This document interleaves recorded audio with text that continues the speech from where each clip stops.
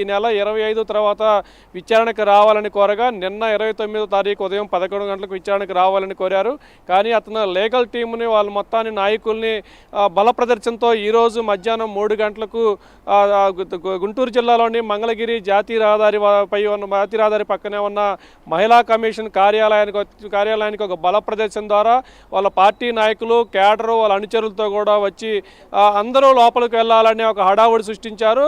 కేవలం ఒక అమర్నాథ్ మాత్రమే వచ్చి ఎవరినివ్వాలని మహిళా కమిషన్ కోరగా అతని వెంట పొన్నవాళ్ళు సుధాకర్తో పాటు మరికొంతమంది లీగల్ వైసీపీకి చెందిన లీగల్ ప్రతినిధులు లోపలికి వెళ్లేందుకు అనుమతి కావాలంటూ పోలీసులతో వాగ్వివాదం దిగిన నేపథ్యంలో ఆడ కొంతసేపు ఇద్దరి మధ్య వివాదం అయితే చోటు చేసుకునే పరిస్థితి అవుతుంది. చివరికి న్యాయవాదులతో అమర్నాథ్తో పాటు పొన్నవాళ్ళు సుధాకర్ని లోపలికి పంపించిన పరిస్థితి అయితే ఉంది. అయితే ఇదంతా ఒక వైసీపీ చేసిన హడావుడైతే గుడివాడ అమర్నాథ్ వ్యవహరించిన తీరు మాట్లాడిన మాటలైతే ఇప్పుడు మరో రకమైన చర్చకు ఆయన మహిళా కమిషన్ దగ్గరికి వెళ్ళి అంటే మహిళా కమిషన్ కూడా మాట్లాడింది చూసాము. సో అక్కడ లోపల చెప్పిన దానికి బయట వచ్చి మాట్లాడిన దానికి అసలు ఓవరాల్గా ఆయన ఈ విషయం పైన కనీసం ఇలా మాట్లాడడం కరెక్ట్ కాదనే పశ్చాత్తాపం ఏమన్నా వ్యక్తమవుతుంది అనుకోవచ్చా, లేకపోతే ఇంకా దాన్ని సమర్థించుకునేటువంటి ప్రయత్నం చేస్తున్నారు? కేవలం రాజకీయంగా నన్ను అన్నారు కాబట్టి రాజకీయంగా నేను అన్నారనే దాంతో సరిపెట్టుకోవాలని చూస్తున్నారా ఏంటి అసలుకి? గుడివాడ అమర్నాథ్ వ్యవహరించిన తీరు చాలా విచిత్రమైన తీరుగా ఉంది. ఈరోజు మహిళా కమిషన్ కార్యాలయం లోపల తాను రాజకీయపరమైన సెటైర్ రూపంలోనే తాను మాట్లాడాను తప్పితే దానికి వేరే ఉద్దేశం ఏమీ లేదు. తనకి వ్యక్తిగతంగానే రాజకీయపరంగా ఆమెతో ఎలాంటి వ్యక్తిగత విభేదాలు కక్షలు లేవు, ఇది రాజకీయపరమైన సెటైరు అని వివరణించుకున్నారు. తాను ఒక తల్లి, ఇద్దరు కూతుర్లు, భార్య మధ్య మహిళల మధ్య పెరిగిన వ్యక్తికి మహిళల్ని కించపరచడం నాకు ఆ ఉద్దేశం లేదు, తనను మహిళలు గౌరవిస్తారని చెప్పి అదే అంశాన్ని బయట మీడియా ద్వారా బహిరంగంగా చెప్పాలంటూ కూడా మహిళా కమిషన్ గుడివాడ అమర్నాథ్కి సూచిస్తే ఆయన బయటకు వచ్చి దానికి విరుద్ధమైన రాజకీయపరమైన ప్రకటనలు చేయటం, సవాళ్లు చేయటం, హోంమంత్రి అనితను ఇక నుంచి వదిలిపెట్టేది లేదు, ఇక నుంచి నేను హోంశాఖ పైన దృష్టి సారిస్తాను, ఆమె శాఖలోని బొక్కలు ఎదుగుతాను, ఆమెను వెంటాడతానంటూ కూడా ఆమెని మరోసారి హెచ్చరించే విధంగా వ్యాఖ్యలు చేయటం ఇప్పుడు మరొకసారి చర్చనీయంగా మారింది.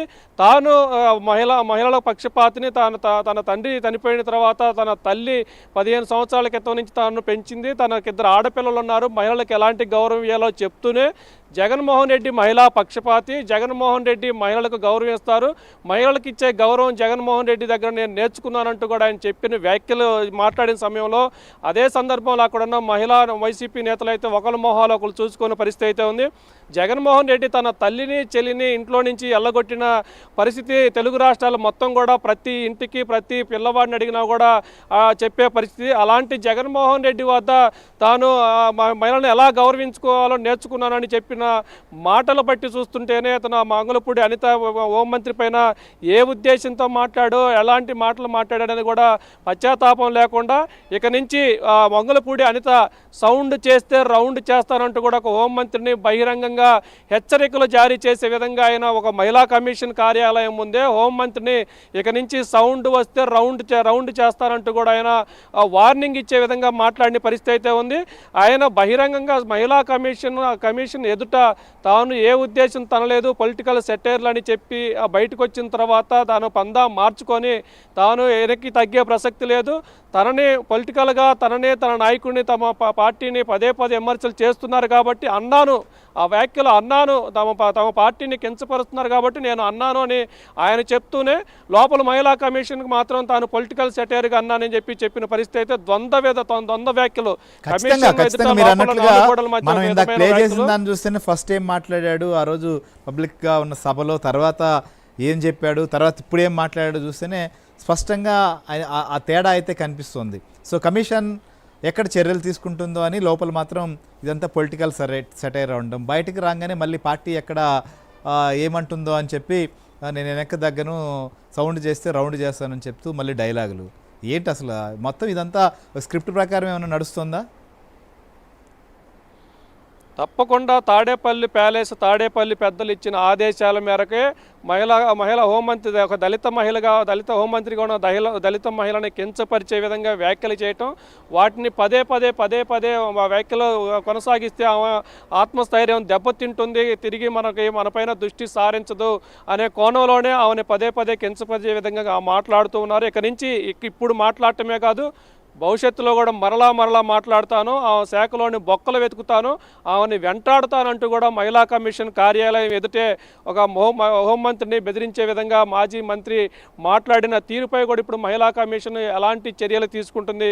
కేవలం ఆ రోజు బహిరంగ సభల్లో చేసిన వ్యాఖ్యలనే సుమోటోగా స్వీకరించిన మహిళా కమిషన్ ఇప్పుడు వారి కార్యాలయం ముందే ఒక మహిళా హోంమంత్రిని వెంటాడతాము, వేధిస్తాము, సౌండ్ చేస్తే రౌండ్ చేస్తామని బెదిరించిన మాజీ మంత్రి వైసీపీ నేత వ్యాఖ్యలను ఇప్పుడు ఎలా చూస్తారు? ఈ వ్యాఖ్యలపై కూడా ఎలాంటి చర్యలు తీసుకుంటారనేది కూడా మనం వేచి చూడాల్సిన పరిస్థితి అయితే ఉంది. అయితే తన రాజకీయ మనుగడ కోసం, తన రాజకీయ మైలేజ్ కోసం దీనిని వాడుకున్నట్లు కూడా పక్కనున్న వారు భావిస్తున్న నేపథ్యంలో జగన్మోహన్ రెడ్డి నమ్మటొచ్చిన వైసీపీ లీగల్ మాజీ అడ్వకేట్ జనరల్గా ఉన్న పొన్నవోలు సుధాకర్ రెడ్డి ఇచ్చిన స్క్రిప్ట్, వాళ్ళు ఇచ్చిన ఆదేశాల మేరకే గుడివాడ అమర్నాథ్ లోపల ఒక విధంగా, బయటకు వచ్చి మీడియాలో ఒక విధంగా తమ పార్టీకి మైలేజ్కి తగ్గకుండా, తనకు మైలేజ్కి తగ్గకుండా మరోవైపు మహిళా హోంమంత్రిని ఆత్మస్థైర్యం దెబ్బతినే విధంగా వ్యాఖ్యలు చేశారు. మరి దీనిపై మహిళా కమిషన్ ఎలాంటి స్టెప్ తీసుకుంటుందనేది కూడా ఇప్పుడు వేచి చూడాల్సిన పరిస్థితి అయితే ఉంది. Right, thank you Sambasivarao. So ఇది మొత్తానికి మహిళా కమిషన్ ఎదుట మాజీ మంత్రి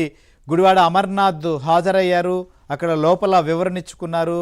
ప్రధానంగా 3 అంశాలపైన, ఒకటి ఏదైతే ఆయన చేసినటువంటి కామెంట్స్ మేకప్ సంబంధించినటువంటి విషయం పైన కావచ్చు, లేకపోతే ఉద్యోగాలు అనేటువంటి అంశం పైన, వాహనం వాడి వదిలేసిన వాహనం అనేటువంటి అంశం పైన, అవన్నీ కూడా పొలిటికల్ సెటైర్గా ఆయన చెప్పుకున్నారు లోపలైతే మాత్రం. బయటకు వచ్చి అయితే మాత్రం తన పైన చేస్తే మళ్ళీ నేను తగ్గను, ఖచ్చితంగా ఇక నుంచి ఏం చేస్తున్నారో నేను వెంటబడతాను, నా సౌండ్ చేస్తే రౌండ్ చేస్తానంటూ కూడా మళ్ళీ ఆయన బెదిరించే విధంగా ఇక్కడ రాజకీయ మైలేజీకి తన కోసం, లేకపోతే అక్కడికి వచ్చినటువంటి వైసీపీ మహిళా నేతలు కావచ్చు, మా వాళ్ళందరూ కూడా ఆయన దగ్గరున్నారు. ఈ నేపథ్యంలో పార్టీ సంబంధించినటువంటి డైరెక్షన్, లేకపోతే ఆయన వ్యక్తిగతమైనటువంటి అభిప్రాయం, కానీ మళ్ళీ కూడా ఆయన ఖచ్చితంగా ఈ విషయం ఆయన వ్యవహార శైలిలో లోపల ఇచ్చినటువంటి వివరణకి, అలానే బయటకు వచ్చిన మాట్లాడిన దానికి కూడా స్పష్టమైనటువంటి తేడా ఉంది అనేటువంటిది సాంబశివరావు కావచ్చు, లేదా ఆయన మాట్లాడినటువంటి మాటలను బట్టి అర్థమవుతోంది. ఓవరాల్గా అయితే మాత్రం ఇవాళ మహిళా కమిషన్ ఎదుటి రావడం అంటే ముఖ్యంగా మహిళా ప్రజాప్రతినిధులు కానీ, మహిళా నాయకుల పట్ల ప్రత్యర్థి పార్టీలకు సంబంధించినటువంటి నాయకులు కానీ, లేదా కార్యకర్తలు కావచ్చు, లేదా సోషల్ మీడియాలో వారి కోసం పనిచేసేటువంటి వారు వ్యక్తిత్వ హననానికి పాల్పడే విధంగా వారి వ్యక్తిత్వాన్ని, లేదా వారిని ఏదో ఒక రకంగా ఖచ్చితంగా వారి ఆత్మస్థైర్యం దెబ్బతినే విధంగా మాట్లాడడం, లేకపోతే అలాంటి పోస్టులు పెట్టడం ద్వారా వారిని ఇబ్బంది పెట్టాలి, ఖచ్చితంగా మళ్ళీ తమ పైన వారు ఏం మాట్లాడాలన్నా ఆలోచించాలి, లేకపోతే భయపడాలి అనే తరహా విధానానికి వెళ్ళిపోతున్న పరిస్థితులు ఉన్నాయి. వీటిపైన మాత్రం ఆయా పార్టీలు